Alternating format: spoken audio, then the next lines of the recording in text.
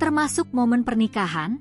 Sandra Dewi hapus jejak digital bareng Harvey Muiz. Sandra Dewi menghapus jejak digital kebersamaannya dengan sang suami Harvey Muiz. Tampak tidak ada foto dan video bersama Harvey di akun Instagramnya. Padahal sebelum kasus korupsi pengelolaan tata niaga komoditas timah mengemuka, Sandra Dewi sering memosting kebersamaannya Harvey, pria yang menikahinya 8 November 2016 lalu. Saat Harvey menghadapi vonis berkait korupsi pengelolaan tata niaga timah di Pengadilan Tindak Pidana Korupsi, Tipikor, Jakarta, Sandra Dewi juga tidak menunjukkan batang hidungnya. Padahal momen itu sangat penting karena menyangkut sang suami. Apalagi di kasus tersebut, harta pribadi Sandra Dewi juga ikut disita dan terancam dirampas negara. Marcella Santoso, kuasa hukum Harvey, tidak menjelaskan secara pasti alasan Sandra Dewi absen di sidang suaminya.